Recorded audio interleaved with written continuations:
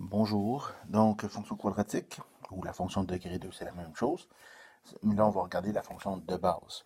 Donc, c'est quoi la fonction de base, ou c'est quoi la règle de la fonction de base pour la fonction quadratique, fonction de degré 2. Donc, c'est f est égal à, f de x est égal à x au carré. Donc, ça, c'est ma fonction de base, aussi simple que ça. Au niveau maintenant d'un graphique, qu'est-ce que c'est comme graphique? Yeah boy. On recommence ça. Donc, fonction de degré 2 de base. Donc, si j'y vais avec une table de valeur pour faire un graphique, si je donne la valeur x est égal à 0, y va être égal à 0. Donc, elle passe par le point 0, 0. Si je donne la valeur x est égal à 1, y va être égal à x au carré, donc 1 au carré, 1. Donc, elle passe par le point qui est ici. Si je donne la valeur x est égal à moins 1 au carré, ça donne 1. Donc, elle passe par le point ici également. Et x est égal à 2. 2 au carré, ça fait 4. Donc, 1, 2, 1, 2, 3, 4. Donc, elle passe ici.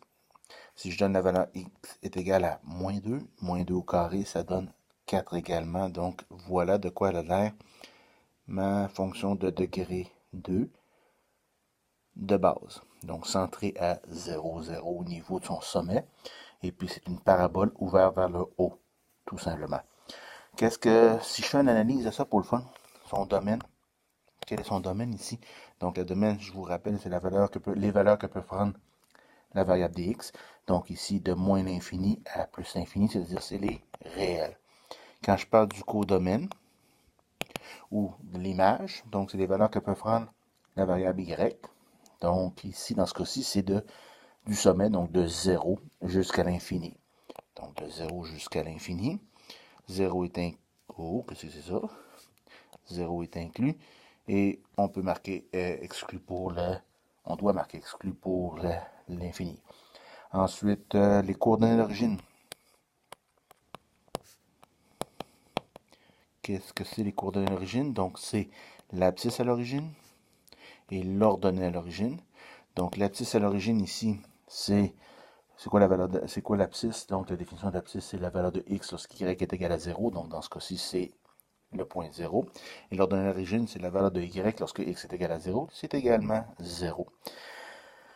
Si je regarde maintenant, supposons là, j'ai pas mal fait ça, les variations.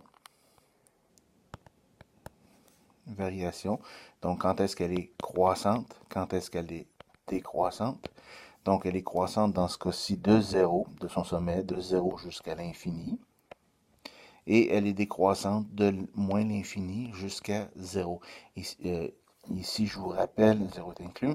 Ici, je vous rappelle que c'est en x qu'on regarde ça. Donc, elle est croissante de 0 jusqu'à l'infini et décroissante de moins l'infini jusqu'à 0. Donc, juste pour qu'on se rappelle comme il faut. Si on regarde maintenant les signes,